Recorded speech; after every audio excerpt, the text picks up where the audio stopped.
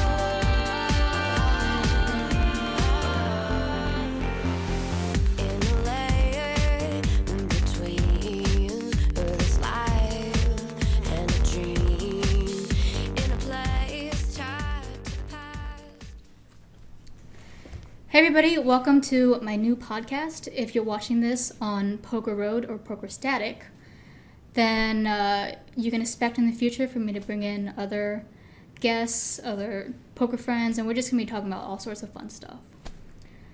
And hopefully one of my first guests will be Barry Steingreen, as my mom likes to call him. So he's finding out right now that I'm going to nag him to be on the show. Now, this episode introduces the Biochem Health series, where I'll be interviewing my co-host, Kevin, about a range of health topics.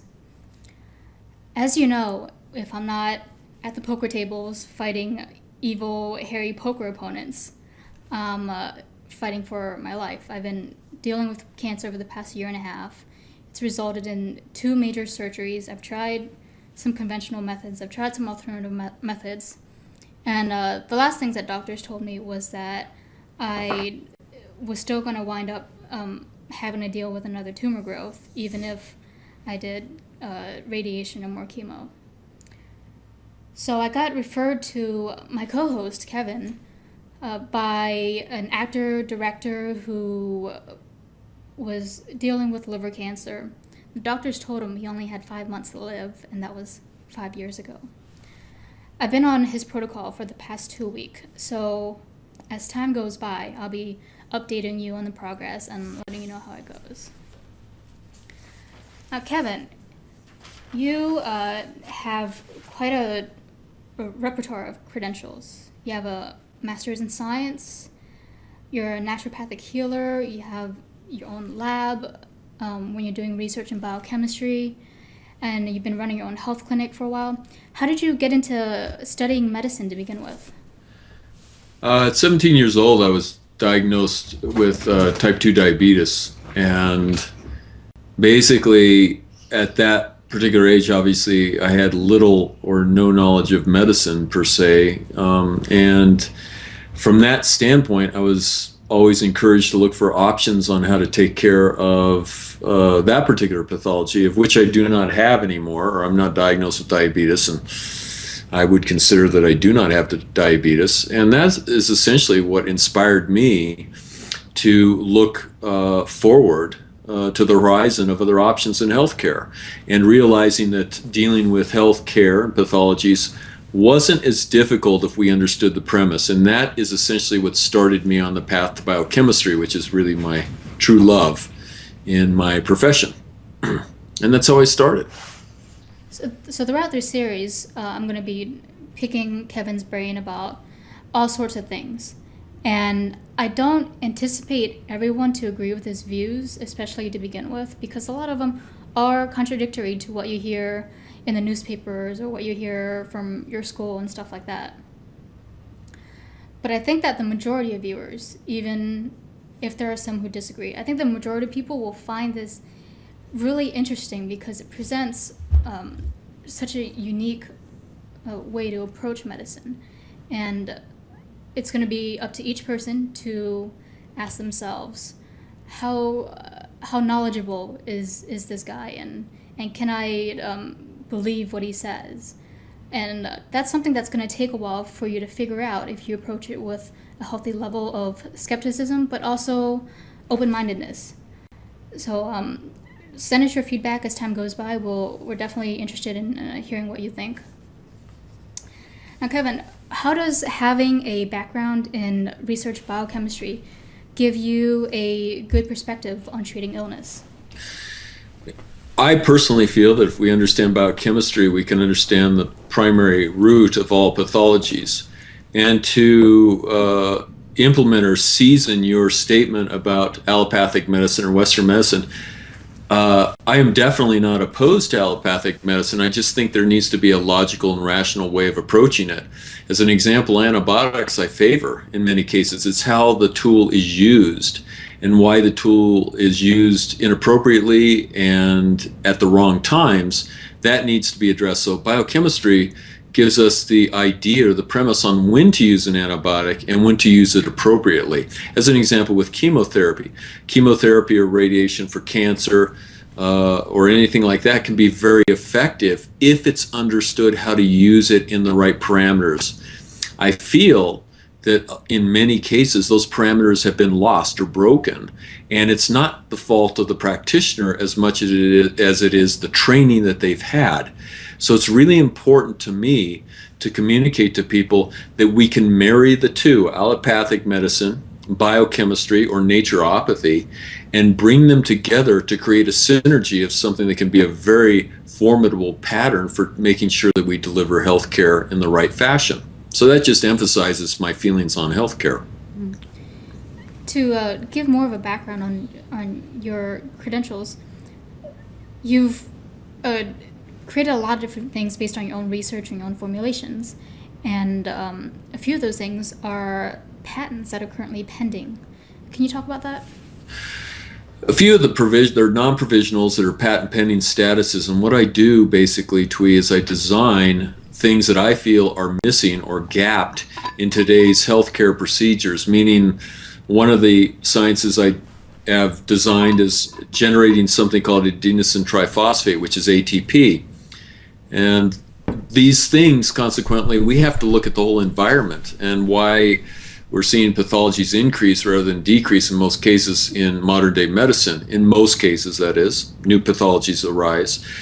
And I look at the very reason, I like to look at the premise on why these things have origins. ATP diminishment can be one of those origins on why many pathologies occur. So one of these provisional patents that I designed increases adenosine triphosphate, which is the energy molecule produced in the mitochondria that all living organisms require.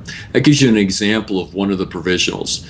A patent that I received on generating new skin or generating the propagation of new collagen is demonstrative because it can help so many people out who have suffered from trauma. It's not just in the cosmetic field where it causes lines and wrinkles to disappear, but literally it can be very helpful for people with pathologies such as eczema, psoriasis, so on and so forth. So once again, it's being able to meet the gaps that are not yet present in today's medical or health establishment. And that's to give you a general idea of some of the patents and the provisionals that I've worked on. And getting these patents is not it's not cheap. It's very expensive, correct? And it's difficult. As a matter of fact, it's easier to get the money than it is the science. Getting a patent is difficult, particularly in the healthcare profession or medicine, because there's so many other arts that are arranged. As an example, if we look, let me go back to the collagen propagation. How many sciences are designed, if you could grow new skin, cartilage, elastin, keratin, anything like that, it's demonstrable. I mean, so there's a lot of art out there that you have to overcome and prove that the science is not yet correct enough to be able to do adequate amounts of propagation, in this case of collagen. And the patent being awarded was a huge victory for not only me, but my patent firm, which is located in Portland, Oregon. It was one of the biggest patents to be granted probably in America in the last year because of that reason. My benefit is I can deliver it, make it available to people that no longer have to suffer. And it's not just about the cosmetic world. You know, women are using it for wrinkles and lines and everything else, which is a secondary note to what the process does. most importantly, people that can take it that have, as I mentioned before, skin conditions such as eczema and psoriasis. And that gives you an idea that the patent itself is very difficult, in particular in medicine, to be granted. So I feel very fortunate and honored that occurred about 5 months ago. You've done a lot of research in biochemistry, but you've told me that you no longer wear a white lab coat. That is correct. And the reason why is because I feel that there is an attached format on seeing a doctor, that the doctor is the boss. And it's very important to understand that when people see a doctor, you are their boss. They're there to facilitate and be able to help you. And I feel in many cases, many, not all, but in many cases, the physicians no longer listen to the physician or to the patient. And it's important for the physician to be able to listen to the patient, because the patient knows more than we do about what's going on with their body. Then we can assess and determine the best route that we think would be beneficial for them getting better. So the white coat thing is breaking the format when kids come in to see me, that they don't have to see a doctor who's wearing a white coat, because it can be a little disturbing for some people to go to a doctor's office for a doctor's appointment. So that's why I do not wear a white coat anymore. That's why I have black dogs. You really make it a point to listen to your patients. And one of the articles you sent me, which I'm going to post on the Biochem blog, is this article called To Be Heard, where you're talking about how nowadays you feel like maybe doctors aren't spending enough time listening to their patients' problems. That is correct. That includes every kind of practitioner, from a naturopath, an acupuncturist, an allopath.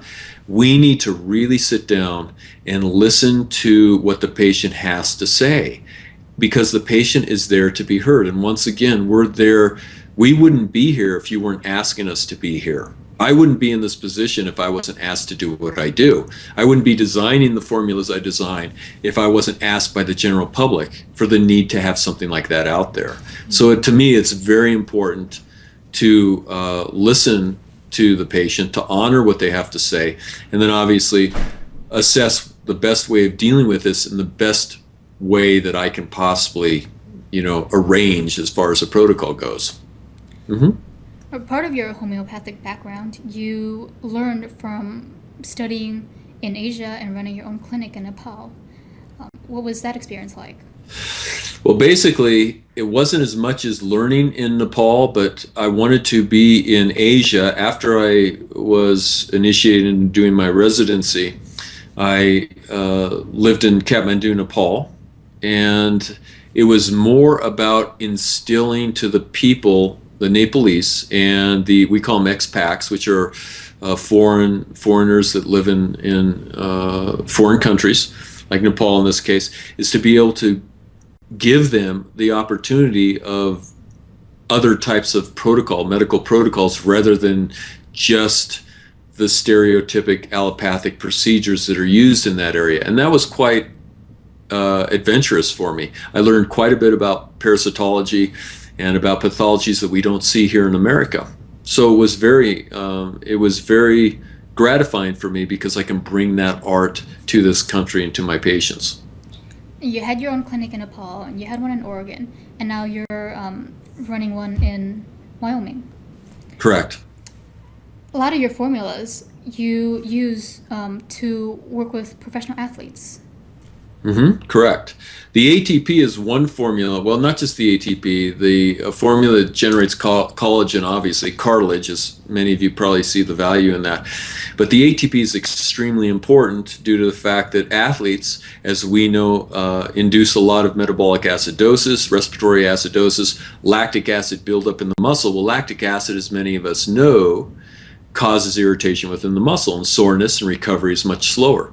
ATP essentially facilitates that by managing the lactic acid, metabolizing it, utilizing it for the Krebs cycle to produce more ATP. So yes, a lot of professional athletes in the NFL, and other sports leagues are using ATP and finding the benefits of what it's like actually to be able to recover in a fashion that they haven't experienced before. So it's very gratifying for me to be able to present that to the public.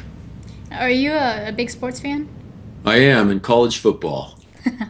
That's it. So College football, and I teach martial arts. I instruct martial arts, even though I don't watch martial arts much or UFC fighting or anything like that. But probably college football is my biggest, and as well as boxing. So I do enjoy sports to that degree.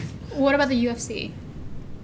The UFC, there are people that that ask for my services with the UFC. So I'm familiar with a lot of the fighters personally. Oh. I don't watch a lot of UFC, probably because I just don't have the time. I don't have the time much to watch college football as well. Yeah, I don't even know when that stuff is on anyways. But my gratification comes from the fact that I can get a lot of these professional athletes to recover very quickly with treatment protocols that I do, or the protocols like the ATP, the supplementation, that seems to be very effective for what they require, particularly after their events or before their events. And once again, that really, to me, is what this whole game's about, is being able to provide something they haven't had an opportunity to experience before.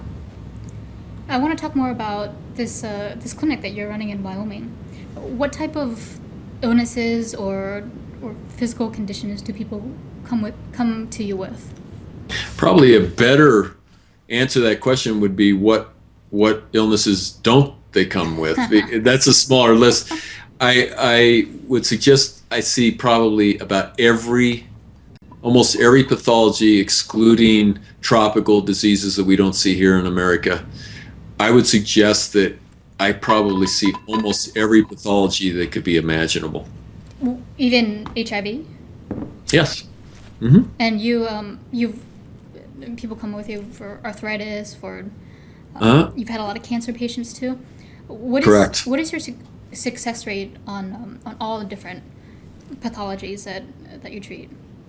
I would suggest that success rate, from what I hear back, now remember, this is dictated on the patients calling us, keeping us informed on how they're doing. Out of the patients that keep us informed on how things are going, I would suggest it's probably in the high 80% range. And obviously we don't know, a lot of the patients, or many of the patients, don't keep in touch with us, so we really lose contact with that. But when we talk about physical ailments such as back sprains, lower back pain, necks, wrists, so on and so forth, that's relatively easy to take care of. We probably are 87% to 90% in a situation like that when it comes to structural conditions. As far as internal pathologies, when you're talking about rheumatoid arthritis or autoimmune diseases or so on and so forth, we have a pretty good track record as well. And once again, I would like to attribute that to my work, but it's important to remember that I'm standing on the shoulders of the people that have taught me. So it's really their work that should be accountable for the type of success I have here at the clinic. And who are these people that you've learned from? Just fellow colleagues of mine, teachers, professors who I attended school with, and I do have to admit that I do calculate and I do formulate a lot of my own procedures.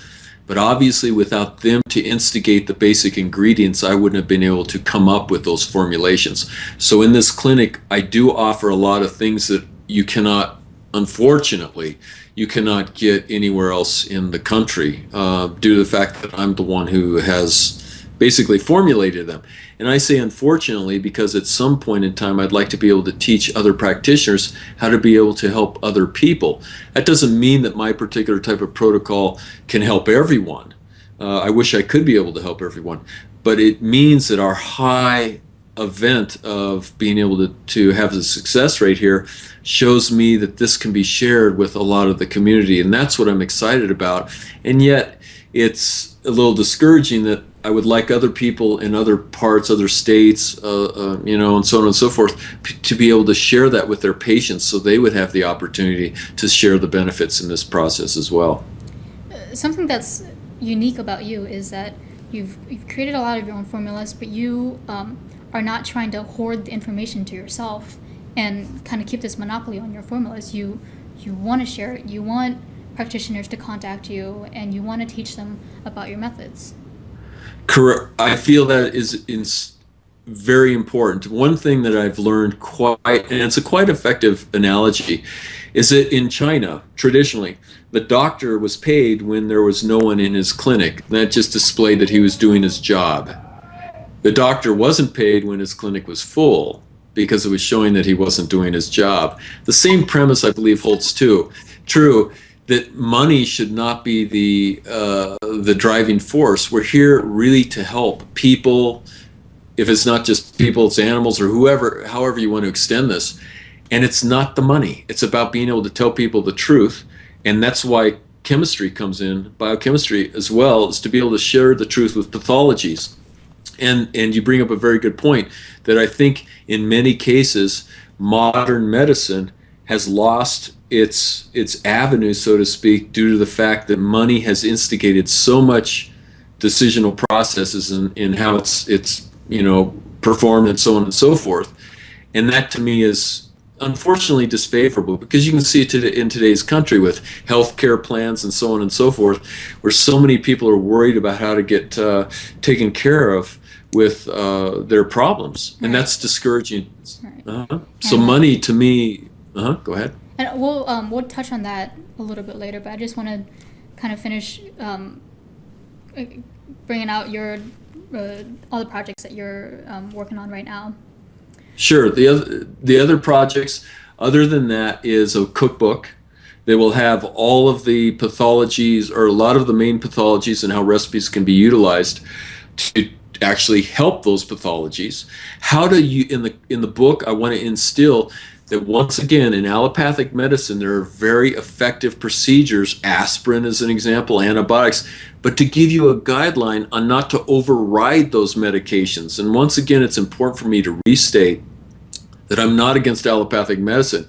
What I have a problem with is how it's used and how it's limits. People, in many cases, don't understand the limits on how allopathic medicine should be used. Just like naturopathic medicine, it has its limits as well. And we have to understand what those limitations are. So when this cookbook comes out, when you got a publisher and you're done writing it, can people pretty much just turn to whatever page that describes their illness and read how to eat their way to good health? Not just eat, but also what is planned is there will be a protocol on specific supplements that can be very advantageous to take for that specific type of pathology. As an example, someone came in today with their husband has rosacea. Rosacea is a situation that is an inflammatory condition on the skin, mostly in the face, the malar regions of the face, and basically causes something we call telangiectasia, which is dilated capillaries. And that can be helped just as simply as administering B2, which is an inexpensive B vitamin. And that's the important aspect. And I bring that up as an example because we don't have to use hydrocortisone creams, or we don't have to use antibiotic creams. We can use something as simple as inexpensive as B2 to take care of something that and people just, have no idea. They're told by the doctor, take this antibiotic, this, and it's literally that easy. So the book will have things like that that's as simple and easy to get at your fingertips. It's just going down to the store. I'm really looking forward to having that come out, and I'll definitely be one of the purchases. You're a big Led Zeppelin fan. That is correct. That is correct. Jimmy Page, Led Zeppelin, and the Yardbirds, and everything else. That is correct. And I told you that, I have some friends that work in the music business, and you made an interesting request. For to have Jimmy Page, I've heard, I don't know if this is true, but I've heard that Jimmy Page suffers from a bit of arthritis in his fingers. And there's a protocol that I've designed that's excellent for taking care of arthritis. And a lot of people, I'd say this is a great response, success response we have for taking care of arthritis, and it'd be great to have Jimmy Page come out here so I could take care of his hands. But obviously he's more than busy probably to come out to Wyoming, but I'd be able to offer that for him. I'd be happy to do that. Right. And I'm sure you'd be willing to fly to him too.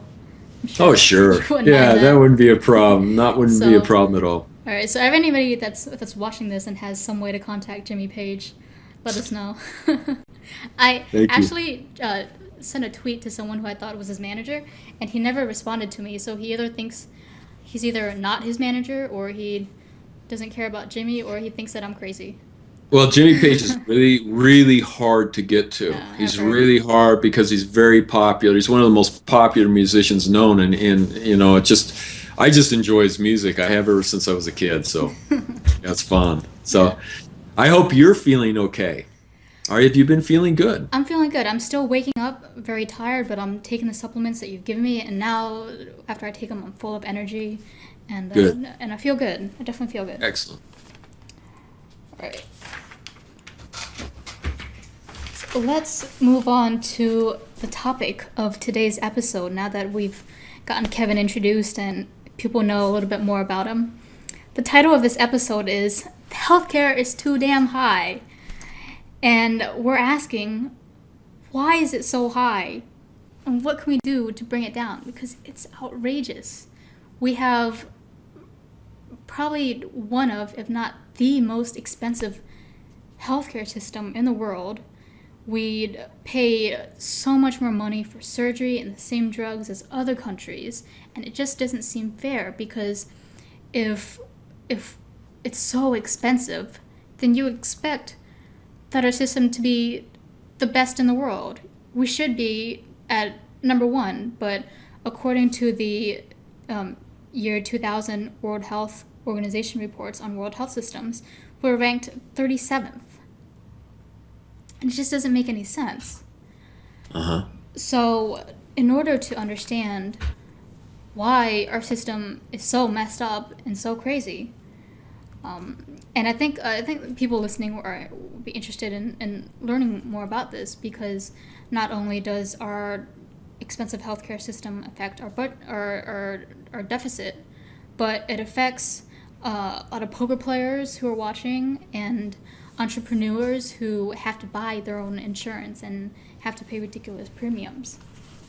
So to really understand the foundation for why it's so outrageous, we have to go back to, I think it was the early 1900s, where there was tremendous competition between homeopathic medicine and allopathic medicine for the business from people.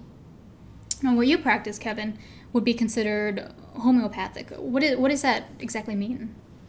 Well, not necessarily homeopathic. That's one of the things I practice. Homeopathic literally means that it's the same disease, like treats like. And I don't necessarily practice that as much as, as an example, a lot of other practitioners, and it's very formidable in some cases.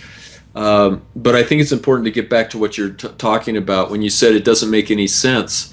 Pardon the pun, but it does make sense, and that's why it's the most expensive healthcare arrangement here in America, is because the cents means, obviously, is in dollar forms. Right. Cents meaning the money. It's very profitable. So what's important, in other words, it's very profitable, and that's hard to remove from the system, is because all of these pharmaceuticals and so on and so forth see the profitability, because you have to remember, they look at it from a business standpoint. If they're in the red, they're in the red, and they have to make sure that their stock investors are happy and so on and so forth. But what concerns me is, and many of you out there who are watching this, if you are, is that the commercials that come up, they come up repetitively. If you've taken Accutane, you have the right to sue the companies. If you've taken statin drug, you're going to see this continue to come up, because now the lawyers are getting involved in this, saying we can make money off the dangers that the drugs are doing. So in the meantime, the patient gets bounced around because they're stacking the drugs, they're taking many more than was originally intended. And then what happens is they suffer from the end results, which are not always favorable. So when we talk about the premise, remember, this country, in my opinion, lives on fear. fear, this country has almost become addicted to fear, meaning that we want to hear, the cancer is going to kill us. And when we want, well, it's not that we want to hear it, but essentially what we do is we say, we got to do whatever we can. They essentially have you held over a barrel, saying you will pay what we offer you. And that, I think, is where education comes into play, meaning, okay, let's look at this, let's evaluate this. You don't have to use this chemotherapy if you don't need to in this particular condition. You do have to use this chemotherapy in this particular condition. Evaluate the correct synopsis. And then what you can do is you can say, well, I can use this as an adjunct to what I do on this side. That would demonstratively bring down the cost of health care if people understood that there are other ways in order to deal. As an example, I gave you an analogy of rosacea. B2 is about $6 a bottle. And a hydrocortisone cream is $35 a tube. You can see the difference here. If we integrate the two and say, listen, we don't have to use that, we can use this, it all comes down to education again and realizing. I really want to encourage people to do their own self-realization and studies about pathologies and so on and so forth. So to answer your question in depth, sorry about that, about healthcare and why it's so expensive, is because we live in a society, unfortunately, that is driven by fear in many cases. If people understood the truth about pathologies, the truth about them, they wouldn't get as alarmed as what they're told or what they see on the internet. That's why the chemistry becomes important. So from a profit standpoint, if I was some huge corporation who just wanted to make tons of money, the way to maximize my profits would be to, number one, instill fear in people. Number two, not educate them on all their different options and make them think that in order to get better, they only have a narrow set of options that only I could provide, correct? That I would agree with that. That is exactly it. And what we want to do is we want to invite the medical community, the allopathic community to join us, to say, listen, there are other ways of taking care of this that you can also be profitable. It might not be the range that you're looking for, but listen, there are ways that you can provide health care in the same establishment like UCLA or Stanford, which they're doing now. They understand that, as an example, acupuncture can be effective, or biofeedback and using supplements. And that's what's gratifying, is these big universities are understanding that we can offer options to the patient that are less costly and that can save the country a great deal of money when it comes to healthcare. So you wouldn't exactly call your methods homeopathic. I'm not entirely sure what it means, but I guess you would call it naturopathic. I would call it chemistry. You'd call it chemistry, okay. Biochemistry, that's exactly the format on how I work. And when I explain that to people, naturopathy, unfortunately, just as allopathic medicine, can have gaps. It's important, once again, to understand the premise. To me, personally, chemistry offers all of our recognitions so thus far that we understand science. There's more to learn, obviously, but how enzymes work on full potential, we call it maximum velocity or pH ratios, and how everything works. Basically, when we understand the biochemistry, the format, regardless if we're a homeopath, a naturopath, an allopath, we understand the premise. It's science.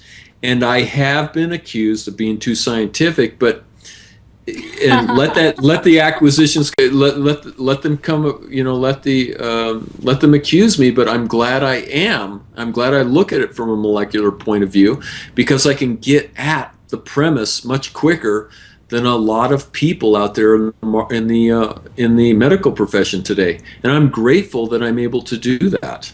It's funny that people will just find a way to criticize everything. If they'll say that this doesn't have enough science to it, but then they meet a guy like you who's just all about science, and then they say it's too much science. It is. When I'm asked by physicians to send, there's no possible way the trimethylated glycine can do what it does, I want to see the science, and I will send them the schematics, the biochemical pathways, and they go, well, I don't understand this, and it's like, it's sad, you should. There's one format that I want to bring up here that's important, is continual saturation of information and education is important to me. If one walks into a doctor or a veterinarian or so on and so forth, and they have the plaques hanging on the wall, that only indicates that they ran the obstacle course 20 years ago. It doesn't mean they can still run the obstacle course. But based on the plaques hanging on the wall, people assume that they can still run that obstacle course. that is, in my opinion, a very quick assessment that has to be reevaluated. And that's what I encourage people to ask me questions. I encourage people to look back up on information I give, if it's anything, and to establish what I'm telling them. That's very important to me. And so I guess the whole point of studying chemistry is that once you have a solid foundation of science, then you understand, why diseases arise, and then because you understand why they arise, you have a better way of treating them. That is correct, and it's absolutely wonderful. It's remarkable, and it's difficult to understand biochemistry. It does take some time, but once you understand it, it becomes a whole new world. The avenue of being able to calculate and to figure out, as an example, how cancer exists, what happens when a cell goes through mutation, as an example, why the DNA doesn't anneal, which is repairing itself, why rheumatoid arthritis occurs, why the antibodies respond. Everything from a chemical standpoint begins to make sense, and then you can take that and attach it to a protocol biochemically that will address the biochemical scenario that's going on in the body. That's the beauty of the whole thing, is it's biochemistry meeting biochemistry. It's being able to translate, as an example, if someone is offered medication, like as an example, antibiotics, we can biochemically translate that into a healthier protocol that will initiate the same process that will eradicate the bacteria without the negative aspects. That's the beauty of biochemistry. Mm-hmm. It's translating everything. We can look at an antibiotic, understand it biochemically how it works, and then we can take that and translate it into another compound that will not essentially impart a problem, as an example, in the probiotic response in the intestinal tract, or how bacteria adapts and begins to develop new strains and so on and so forth. That's the beauty of biochemistry. Personally, I think this is the future of medicine. That's how I look at it. And we've talked a lot about allopathic medicine, but I don't think that people know what that is. Can you explain that? Allopathic medicine is generally what we refer to as any doctor, so to speak. And generally, if we talk about an oncologist, a gynecologist, any doctor that we recognize in the hospital facility or the medical facility, allopathic basically is to remove meaning no pathic disease, no disease. That's basically where that term comes from. And that's basically allopathic medicine, or typically was referred to as the Western industrialized medical procedures or process. So what I understand allopathic medicine would be kind of heavily surgery-based and more emphasis on treating the symptom instead of the illness. Would that be correct?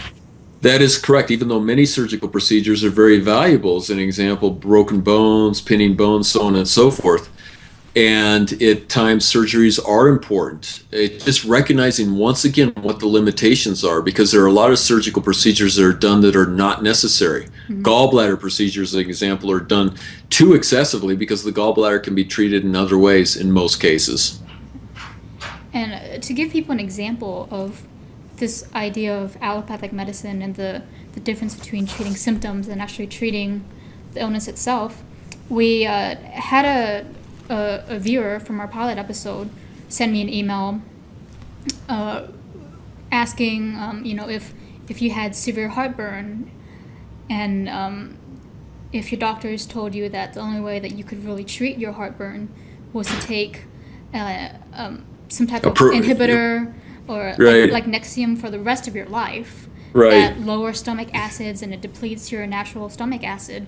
Right. That would be an example of allopathic medicine, treating the symptom. That is correct. You give a proton pump inhibitor that essentially shuts down the gastric. But when we think about it logically, what are we doing when we shut down the output of hydrochloric acid? Think about this. It's logical. It's logical, a logical train of thought to be asked, that we ask ourselves, what happens if we shut down stomach acid? Isn't that supposed to be there for a particular reason? When we begin to ask ourselves, we become suspicious of many of the allopathic routes. Shutting down hydrochloric acid means that it propagates other problems. That's just to use it as an example, but you are correct. That's allopathic medicine. All right. And what would the, I guess, chemistry approach to severe heartburn? Well, it's generally referred to as Barrett's syndrome. It can induce something called Barrett's syndrome, where it's a erosion of the mucosal lining in the esophagus. Generally, it's a weakness in the. It can be either a hiatal hernia. It can be an overgrowth of something called pylori, which is bacteria. There can be several consequences that cause it. Please note that gastric reflux, or what they refer to as excessive heartburn, so on and so forth, has been increasing in its incidence that we see in America. Why is it increasing? Just literally, it just keeps multiplying as years go on. And we have to look at the implications of other medications that are causing that could be causing it. Stress factors. Our diet, of course, is probably exactly a factor. So exactly, when a lot of people don't understand that it could be as simply as taking a tablespoon of apple cider vinegar 3 times a day that has malic acid in it, and that malic acid can eradicate a lot of the complications that initiate gastric reflux. Simple apple cider vinegar instead of a proton pump inhibitor. So that's what you would do if you had severe heartburn. Well, that's if I interview the patient. Generally, what I do is I look at the possibility of introducing something called bismuth. Something as simple as Pepto-Bismol, but Pepto-Bismol is loaded with sugar. But inducing bismuth can eradicate some of the pylori, number one. And number two, try the apple cider vinegar. I've had patients that use it, and it eradicates that. It's something as simple and easy as that because of the malic acid in the apple cider vinegar. So I think there should be an explanation on why apple cider works. People say apple cider just works. I feel comfortable being able to tell people what is in the apple cider that is causing it to work, and that's why I feel comfortable talking about the science of it, the malic acid proportions and so on and so forth. But yeah, they should try that first and see what happens. All right. And if their triglycerides were high, would that change? That's called hyperlipidemia, and high triglycerides aren't not necessarily affect gastric reflux. Hyperlipidemia, obviously, as we all know, can induce a cardiovascular condition in the future that can be detrimental to where they could have a predisposition for any type of cardiac arrest or so on and so forth. Hyperlipidemia is basically diet itself that raises blood fats, and there's a difference between hyperlipidemia and cholesterol, and that's important. Sometimes there's not a dissociation on the two.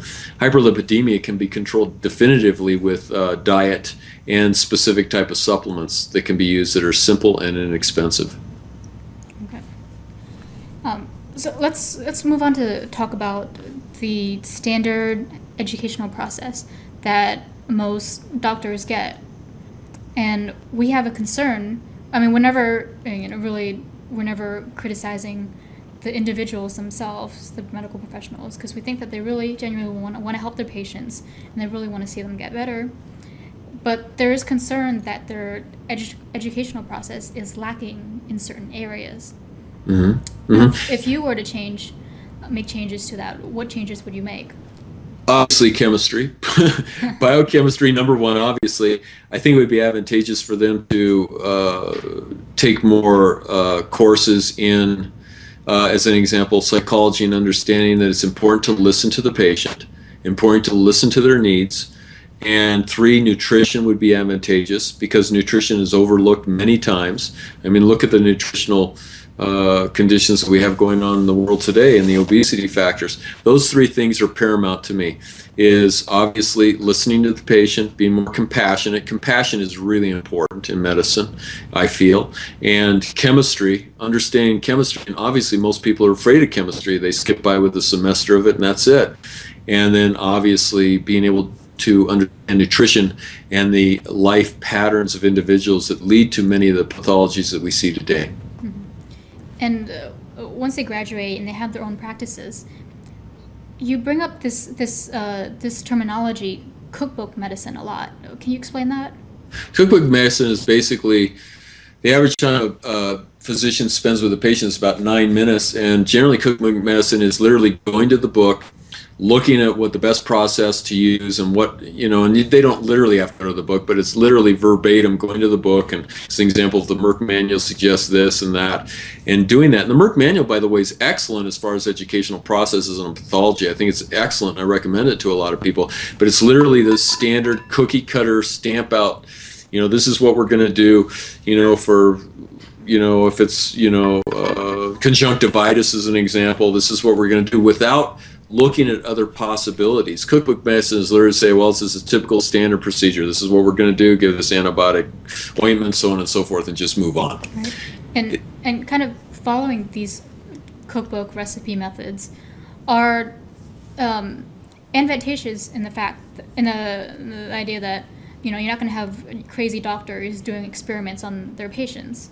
But it's not advantageous because the patients end up not learning about other methods that could really help them. That is correct. And it's important that the patient learn themselves so they don't have to go to the doctor all of the time.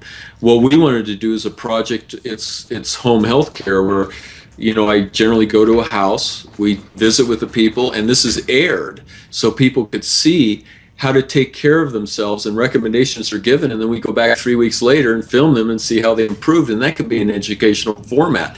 My emphasis here is I'd love people to start taking their health care under their own hands and being able to take care of themselves so they don't have to spend their money on other practitioners, or even like myself, so you don't have to spend money on myself. People like me, to tell you what to do. I prefer that these people begin to learn and address their conditions, many of the conditions themselves. Obviously, there are conditions that we can't take care of. We have to very responsibly rely on medical doctors to take care of things that it's really important. And I encourage people not to turn their backs on Western medicine or allopathic medicine, because they bring a very valuable aspect to healthcare, and that's important that we have them. It's just, once again, has to be understood, we have to understand the limitations of all procedures. My procedures have to have limitations. Their procedures have to have limitations. Once we understand those limitations, that gives us a better idea and a venue on how each of us can participate in the healthcare environment. It's kind of difficult for doctors to, number one, maybe they don't know about other more effective methods, but they're also in constant fear of lawsuits, that if they, do something that's not quite in the cookbook, then they stand the risk of getting sued. So for them, it's much safer to just do this cookbook method. That is, and that's once again the fear. Remember, I mentioned about fear. Everyone's living in fear. And I think the patient has to participate in that process as well, and understand the responsibility that then when they see the practitioner, it's their responsibility to understand and accept what the practitioner is giving them. The patient has to understand responsibility and accept responsibility for themselves, and therefore not sue the doctor, because they have to take responsibility for themselves as well.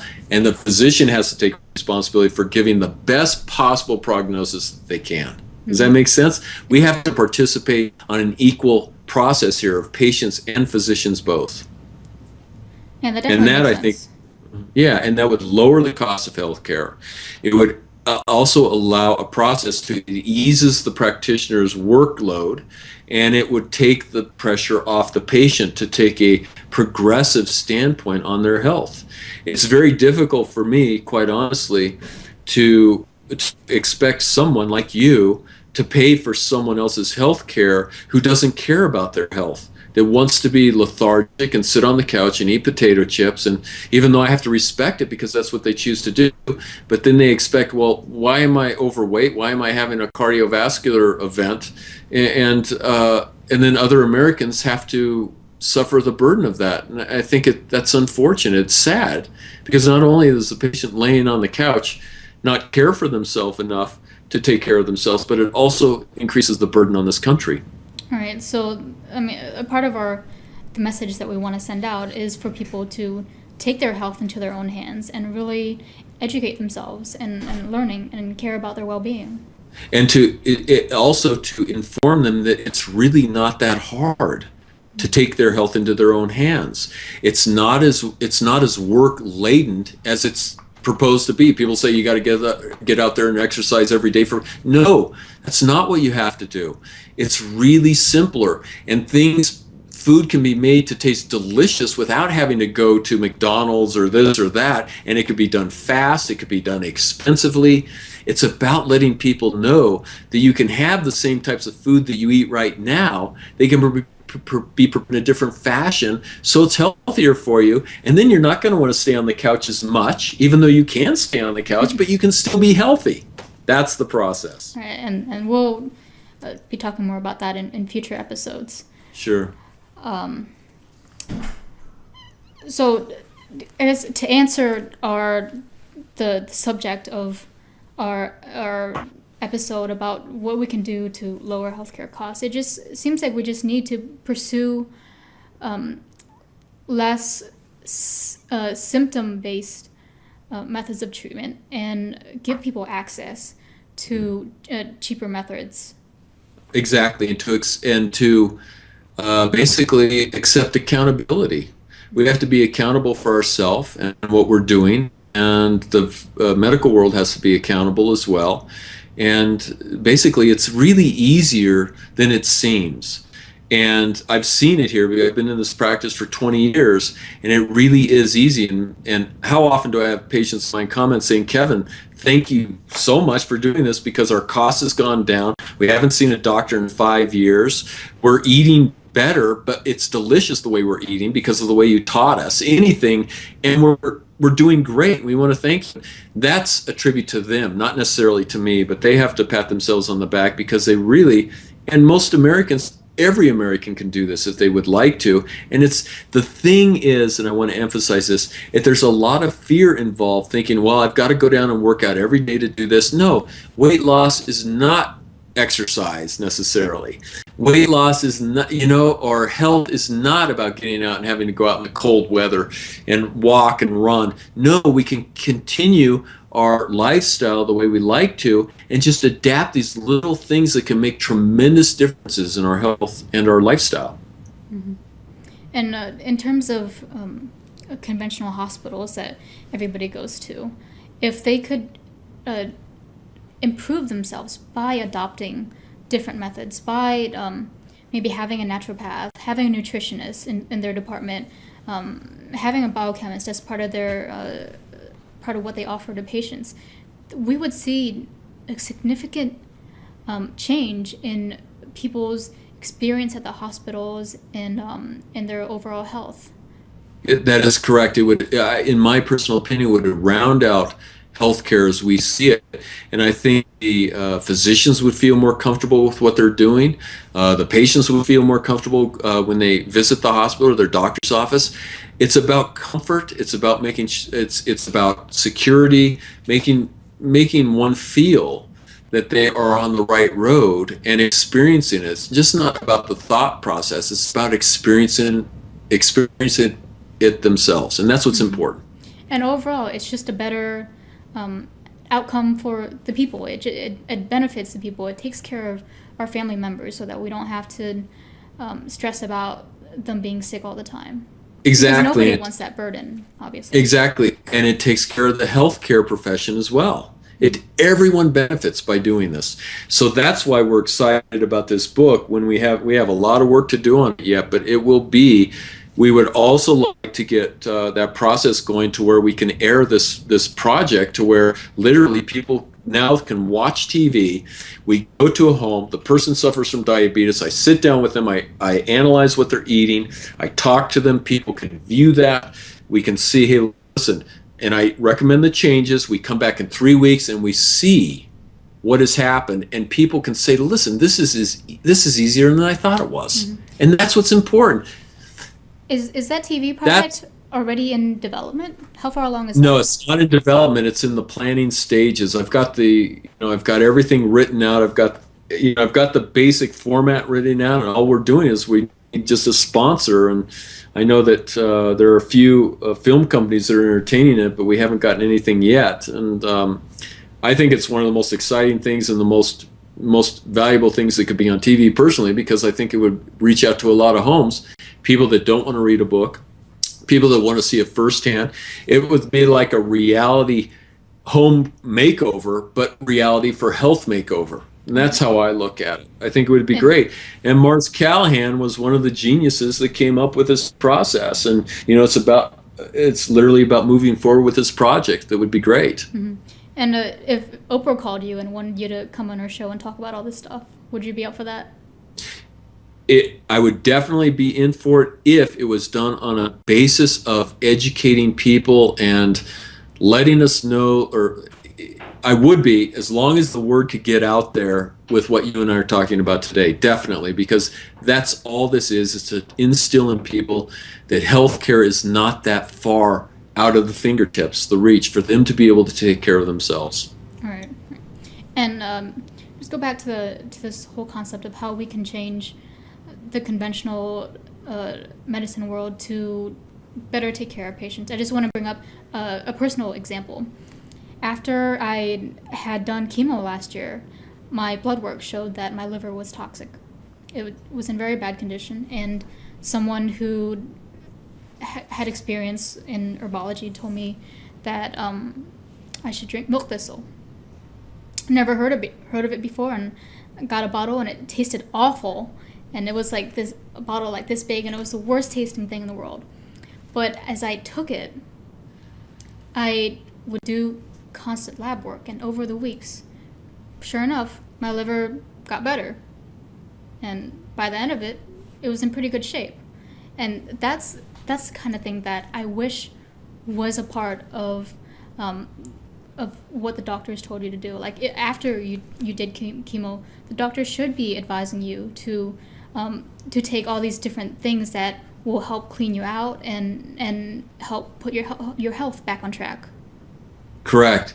I agree with you completely. And if that is vacant, which it is right now, fortunately with what you're doing, in my personal opinion, is getting the information out there that something like that, using celmarium seed, which is what you use, milk thistle, it's getting the word out there to say, listen, now people have an avenue. If they go to Thuy's, your blog, they can understand, listen, we can go there and get information. It's right there at our fingertips. So no longer do they have to be in the dark and feel like, wow, there's nothing I can do. My AST, my ALT levels are high, my liver's been tanked, and so on and so forth. Now they have an understanding that there are options. So when you asked if, a host asked me to come onto their show, basically in the format and the presence and the understanding that this is here to educate people, that's what the premise is about, because that's what I'm delighted to do. Right. Just like as I'm sitting here with you today. Right, and from talking to you, we've been talking back and forth a lot for the past week. I can feel your passion for your methods, for wanting to help people and wanting to get your method out. You really believe in this. The reason why is because I've seen how it works. I see that it does work. And if I didn't work, it would be a little different. I'd have to reassess, but I see what is happening with my patients. And it's like, it's just too bad I'm here in Jackson, Wyoming, in this little place where more people don't have this at their hands. It frustrates me because I see so many people out there, if it's in Tallahassee, if it's in New York, if it's in, Bakersfield, California, wherever, I see these people suffering, and I just unfortunately cannot get to them, and that's what's frustrating to me. Because I do not like seeing people suffer like this. Right, and you genuinely want to help people. That is your passion. That is almost your obsession, I feel like. And Led Zeppelin. And Led Zeppelin. That is true. And obviously my dog. So I have a patient out there, unfortunately. I have to get going. But if there's, I hope this is advantageous to your viewers, if you get many viewers. And I would like to propose, if any time, Thuy, that you want to set another one of these calls up, I'm happy to spend my time and put this time aside for talking to you and your viewers. That's what I'm here about. If there are questions that people have for me, I'm happy to address those as well. All right, and this is going to be a regular thing going on. We're going to do this once a week for now, and if we have the time for it and there's high demand, we might do it twice a week. We'll see how it goes. But the whole point is that we want to give people access to your information, And if they have questions that they're concerned about, they can simply go to the blog, biochemhealth.com, send us an email, and we'll email them back about their concerns, or we'll talk about it on the show. So it's a very interactive type of format. Very good. That's excellent. And I hope it's worth everyone's time, because it definitely is worth mine. I mean, this is what, as you mentioned, this is what makes me happy, is being able to contribute in the best way that I can. All right. And we both are very excited about bringing this to people and giving people access to the mind of Kevin. Welcome to bizarre world. I know. Have you ever had an IQ test? I think I have, and I don't want to share it from the fact that, that's a lot of people judge people on that, and yeah. So you got an 85? I don't want to say anything about that, but okay. It's because it's. I mean, I can, and I'd have to get the numbers again, and my GPAs and everything else in college. But I just want to ask that question or answer that question aside. Anyone can be this way if they really show the passion. Right. It's not just relegated to me. Everyone has the potential to be able to do something like this. If it's not this medical profession, if it's what everyone, in my personal opinion, it's what everyone desires. If they really bring their full potential, the sky's the limit. And so, to answer your question, a lot of people consider me unique. Let's put it that way. I don't know if that's good, or I don't know if that's bad. I mean, I'm a pretty smart kid, and except for when I'm watching Wheel of Fortune, and I know a lot of smart people, but I think that your brain is quite special. Well, not to inflate your head or anything like that. Well, okay, but listen, and the same with you, and once again, if there's anything I can do to help you in the process with what you're doing, which I think we're on the road to, or any of your viewers, please don't hesitate, and just contact. And like I said, if we could do this once a week, I'm happy to. I'm here 10 days a week working in this office, and I'm happy to spend time, because this is important to me. It's about getting this out there. It is. I think it's very important. I can't imagine anything more important than health, because firsthand I see the destruction that it does to your life when. Yeah, and you've personally seen it, and you deserve the accolades for bringing this to the public. I think you deserve a pat on the back. All right, okay? I'll pat myself on the back. Good, and take care of that lawnmower outside. I hear it going. I know. I told Kevin my stepdad Kevin to not make any noise. Oh well, he'll be waving in the window. I think he's just being a pain. Yeah. So everybody, thank you so much for watching our first episode. I hope you found it interesting, and that you're intrigued, and that you want to hear more. There's going to be more to come, and if you have suggestions for how we can make the podcast better, because I'm kind of a newbie at this, or if you have questions, then go to the blog, biochemhealth.com, send me an email, leave us a message. We'd really want to hear from you. And so we'll be good. And tell the gentleman with gastric reflux, try the apple cider vinegar first, and try plain simple pure bismuth, and see how he starts to respond to it. And something called deglycerinated acid, which is licorice. It's unsweetened licorice, and if you choose those caps, I mean, that guy will probably be a different person in about a month. Okay, well, that sounds great. Our next episode is going to be about connecting the food economy with our health. So if you have questions about that, you can go ahead and send those to me, and I can kind of work it into the next podcast. All right, thanks a lot, everybody. Thanks a lot, Kevin. Bye.